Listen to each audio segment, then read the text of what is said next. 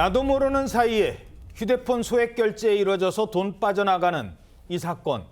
KT 소액 결제 피해 사태가 확산되고 있습니다. 피해자들의 정보를 빼내간 것으로 추정되는 이른바 유령 기지국. 이런 걸 어떻게 만들었을까?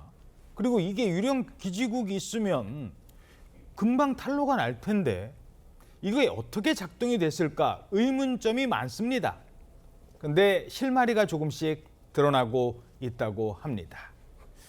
경찰이 우선 특정 지역이라는 어떤 공통점을 발견했다고요? 네, 관련 피해가요. 경기 광명시와 서울 금천구 일대에 집중된 것으로 확인이 되고 있습니다.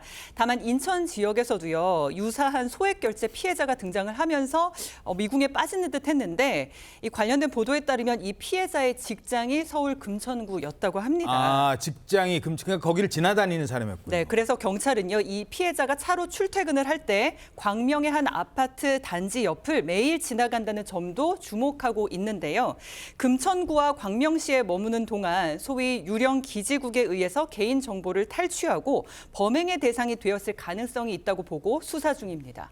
자, 그러니까 여기 이 지역을 경기도 광명시, 금천구 이 지역을 지나가는 KT 가입자는 누구라도 개인정보가 털릴 수 있었던 겁니다. 소액 결제가 나도 모르게 될 수도 있었던 거예요. 자, 이러면서 두 지역.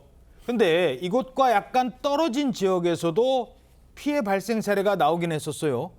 경기도 과천에서 피해가 발생했습니다. 예. 지금 어제 기준으로 경기도 과천에서 8건의 피해 신고가 접수됐는데 410여만 원의 결제가 이루어졌다고 합니다. 오호. 총 이제 8건의 신고 가운데 6건이 과천시 벼량동에 있는 같은 아파트 주민들에 의해서 신고가 나왔다고 합니다. 예. 나머지 2건 중에 1건도 그 피해자가 거주지는 서울이지만 직장이 벼량동이라고 합니다. 아하. 다 과천시 벼량동 관련 8건 중에 7건이 그렇게 사고가 난 것인데 예. 근데 기존에 이제 그 신고가 이루어졌던 서울 금천구하고 경기도 광명은 가까운 지역인데 과천 같은 경우에는 금천에서 관악산을 넘어가야 나오는 그렇지. 거리가 있는 지역이라서 이건 어떻게 된 것이냐 거기에 대한 의문이 제기되고 있습니다. 자, 한쪽에 이제 집중이 됐다. 광명 그리고 금천구 이쪽에 뭔가 있을 것이다 했는데 산을 넘어가는 과천에도 있어요. 이 점 때문에 다른 가능성이 제기되고 있습니다. 그 기지국, 유령 기지국이요. 어느 집이나 어느 사무실에 딱 고정이 돼 있는 게 아니라 주변을 이리저리 이동할 수 있는 것 아니냐, 이런 분석인 겁니다. ISMI 캐쳐라고 해가지고요. 좀 더 큰 장비가 있는데 이거를 갖다가 구매해서 이제 차에다 싣고 다니면서 강한 신호를 보내면 휴대폰들이 이제 여기에 다 달라붙거든요. 진짜 해킹이라고 하면 여기 들인 노력이라는 것이 고도의 수법뿐만 아니라 시간도 꽤 걸리는 건데 수지 타산이 안 맞는 거예요. 내부 협력사 직원이 일탈행위일 가능성이 제일 높아요. 자, 그러니까 뭐 IMSI 캐쳐 막 신호가 아주 강한 거래요. 그래서 이거를 무슨 뭐 트럭 같은 데 싣고 다니면 주변에 있는 KT 가입자들 정보가 다 여기 오는 겁니다. 이 비쌀 거 아니에요. 이거 소액 결제해서 돈 뜯어가자고 이 비싼 걸 산다? 외부인이? 내부인의 소행이 그래서 어제도 조심스럽게 제기가 되는 겁니다. 이걸 다룰 줄 아는 사람. KT는 있을 거 아닙니까? 어떤 수법인 거예요, 이게? 차에 유령 기지국 장비를 싣고 서울 금천구, 경기도 광명, 과천 등 일대를 돌아다녔을 수 있다는 분석입니다. 실제로 해외에서도 유사 사례가 보고된 바가 있습니다. 지난 4월 일본에서는 차량에 가짜 기지국을 설치한 뒤에 사기성 메시지를 살포한 사건이 있었고 같은 달 필리핀에서도 중국인이 차량에 장비를 설치해 운영하다가 붙잡힌 사건이 발생했습니다.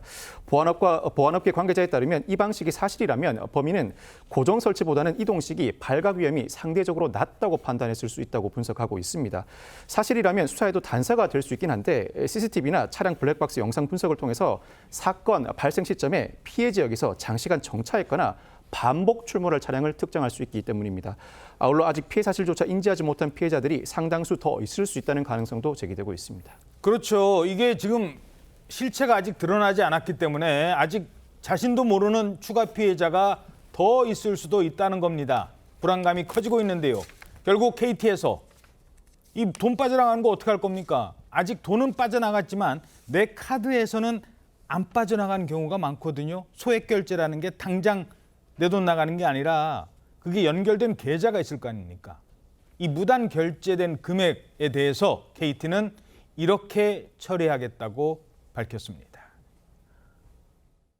KT는 무단 소액 결제로 인한 모든 피해에 대해서는 피해 금액 전액에 대해서 청구하지 않기로 하였으며 과기정통부는 타 통신사에 대해서도 만일 동일한 유형의 소액 결제 피해가 발생할 경우 피해 금액을 이용자에게 청구하지 않도록 요청하였고 통신사들은 이를 수용하기로 하였습니다.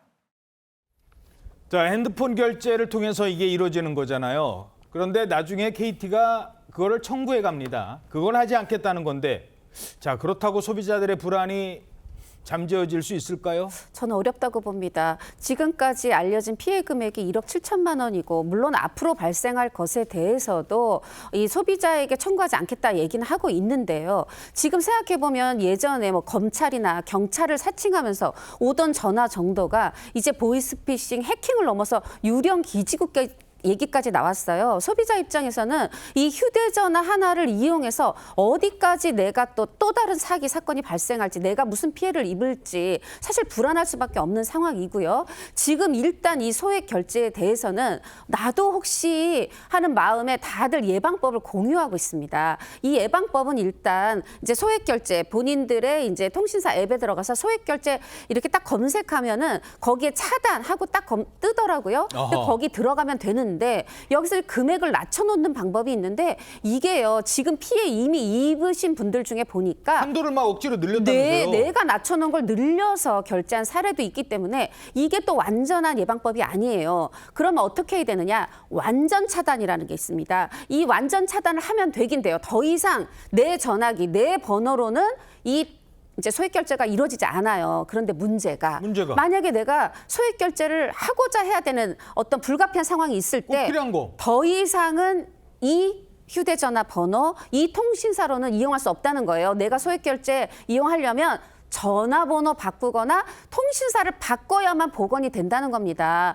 그러면서 지금 통신사에서 어떤 권유를 하고 있냐면 지금 결제 한도를 줄이세요. 그리고 결제 내역을 자주자주 확인하세요. 그리고 결제 단계에 보안 단계를 좀 추가하세요. 이렇게 권유하고 있는데 이거 지금 누구한테 하라는 겁니까? 다 소비자한테 하라는 거예요. 정말 통신사에서 해줄 것은 없는지 좀 소비자 입장에서는 안타까운 상황입니다.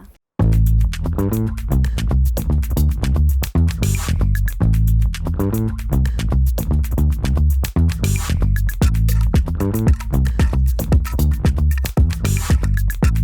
you.